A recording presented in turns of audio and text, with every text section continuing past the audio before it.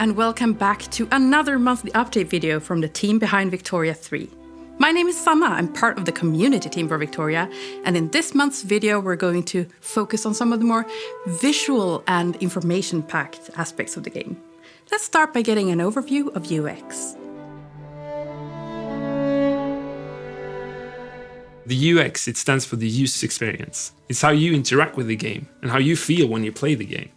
It's everything, almost. Our goal with the UX in Victoria 3 is to make the game more approachable, which enables us to make the game even deeper and more complex. In order for us to do this, we have 3 UX pillars. The first one is the right information at the right time. The second one is clear feedback about cause and effect. And the third one is clearly separate actions from information. So how does it look in practice? First off, we have nested tooltips, as made famous by Crusader Kings 3. With nested tooltips, we can actually break down the information in smaller pieces and show you the contextual information at the right time. Instead of having to explain every single detail and anecdote in a single humongous tooltip, we can focus on the most essential information and let you deep dive whenever you want. One of the more challenging areas is to clearly show a value change over time. One way we do it is by the use of line graphs. One of the essential parts of the game loop is to see values that change over time, and we use these line graphs to help you keep track of what's going on. We also have 2 types of charts, pie charts and area charts, and we allow you to switch between them however you like. If you don't feel like you want to delve into all this data, in all the charts or all the graphs yourself, we actually predict things for you. For example, if you change the production method in a building, we show you the predicted earnings even before you take that action, so you know if it's good or not. Our map is gorgeous and we want to put more emphasis on it. We want you to interact with it. One way we do it is by putting the events on the map itself. Another thing we do is that whenever you hover over a state name, the state actually highlights on the map. This makes it easier to connect the names of things with the representation on the map. One of the coolest things we do on the map is map modes. We have map modes connected to most of our information panels, triggering whenever you open one. In combination with icons and heat maps, we can show you several layers of information without cluttering the map. Another cool thing we do is that every action you can take through our lens system, and they all come with their own map mode. It's basically like seeing the world from a specific point of view. Alternatively, if you already know what entity you want to perform an action on, you can just right-click it. Lastly, I want to talk about the accessibility options in Victoria 3. From a UX perspective, this is extremely important. We want to enable everybody to play our game. That's why we have included 3 different colorblindness modes for text, and we are looking into more ways to improve our accessibility. A great overview on the topic. Thank you, Aaron. Now, let's take a look at UI and get a sense of the look and feel of Victoria 3. As is the case in all parts of the production of Victoria 3, each discipline has a set of keywords or pillars that they adhere to in order to make sure that we have a consistent theme. The art direction of the game is driven by 3 of these terms. The first one, which is prestigious, which is meant to evoke a feeling of the luxuries of the Victorian upper class. The second one is vintage and idyllic, which is meant to evoke the feeling of something from the past that is of high quality. We take inspiration here from the Romanticism art movement of the 1800s. The final one is detailed yet approachable. We do want to give you a lot of the intricate designs and whatnot of the various art movements that we're inspired by, but we don't want to overwhelm you or distract you from the actual information that you need to play the game. So how do these keywords relate to the user interface part of the game? And in fact, what do we mean by user interface? We mean the various panels, buttons, and icons that you use to interact with the game, whether it is to get information from the game or to act somehow and make changes to the game. The first one of those are panels, or windows, you might call them. Here we take inspiration from the Art Nouveau movement to provide a lot of flourish around the edges, around the frame of the window, not to overwhelm you with the information that is happening inside the window. For the buttons, we've chosen to incorporate natural elements, texture of wood and the color of emerald green. Now, in Victoria 3, there are 2 kinds of buttons. There's navigational buttons that you just use to go to another panel, another part of the user interface. And there's buttons that you use to take an action. We've chosen to avoid confirmation windows as much as possible, which means that often when you click a button, the action happens right away, which means you need to be able to tell the difference between a navigational button and an action button. We differentiate between these two types of buttons by playing with the frame, so you can tell which one is which. If there's a particular option that we would like to draw your attention to, we use a special kind of frame with more intricate border details.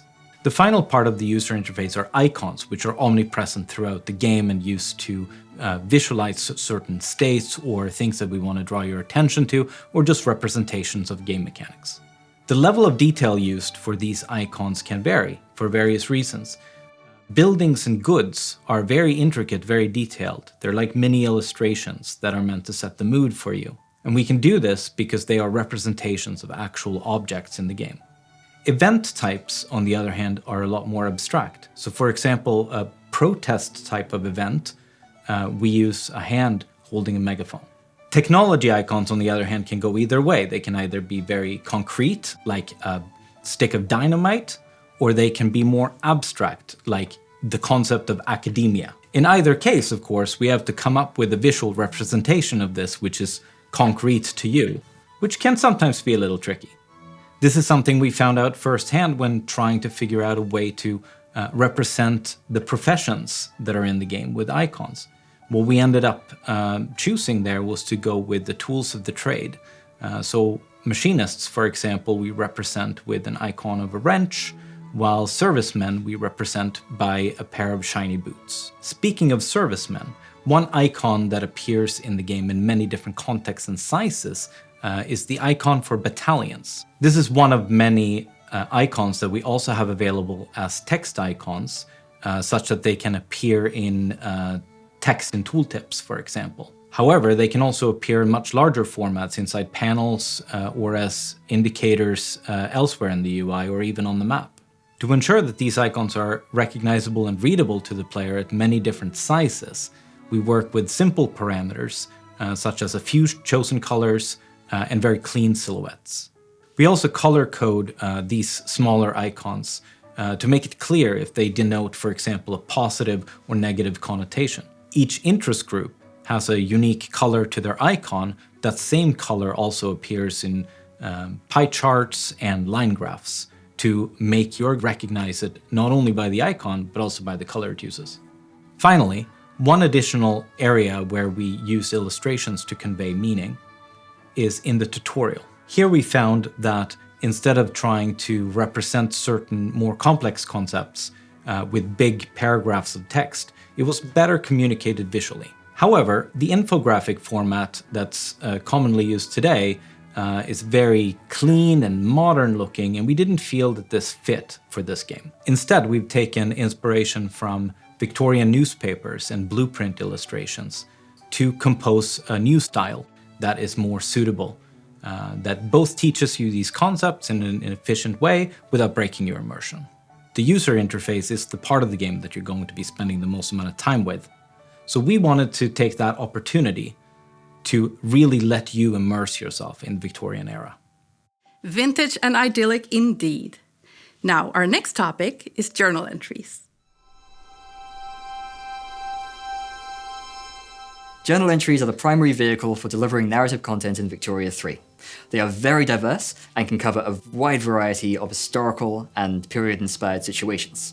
Journal entries present the player with a series of optional goals, imminent disasters, and ongoing situations. You can think of them as being items on the government's agenda. For example, the Ottoman Empire finds itself in a series of journal entries that we call the Sick Man of Europe. And this can be quite beneficial if you pursue these goals. But, more importantly, if you fail to pursue them, and if you fail to transform the empire into a modern state, then there can be potential disaster in the future. For example, France were to take over the Canadian colonies, they can engage in this process as well, and end up with a very different Canada. Many journal entries are broadcasted to the player in advance through the system of having potential journal entries. This means that you can tell what potential content you might want to engage with in the future and what conditions you need to meet in order for it to activate. It can also warn you of the conditions that you need to be aware of in order to avoid a disaster. Many journal entries appear as inactive so that the player can see them ahead of time. This means that you can see in advance what disasters you might want to avoid and what content you might want to engage with. So for example, if you know that you want to engage in building new universities, there might very well be a journal entry that will encourage you to do this and give you a reward for completing this goal. So, for example, the Confederation of Canada is not content which is exclusive to Britain. Any country that fulfills the requirements can activate the journal entry and confederate Canada on their own. Our goal for the journal entry system is to create content which is historically plausible, non-arbitrary, and visible no matter what country you're playing as. Journal entries can have a variety of mechanical aspects, many of which are optional. For example, there may be complete conditions, fail conditions, timeouts, events that are contained within them and can fire when they're active. Departing from previous titles, there are very few pop-up events in Victoria 3. Instead, when an event fires, it pops up on the map and also in the outliner. This means that you can engage with events at your discretion. Victoria 3 is a very open-ended game with a lot of dynamic possibilities. Instead of the mission trees and focus trees of previous titles, we've decided on a much more emergent experience. We want to present historically plausible scenarios without railroading history into being. And that's it for this monthly update video, but we'll be back again, as always, next month, with more insight into what our dev team has been up to lately. Until then, follow us on Twitter and Facebook, join the official Victoria Discord, and subscribe to the Victoria 3 newsletter to stay informed.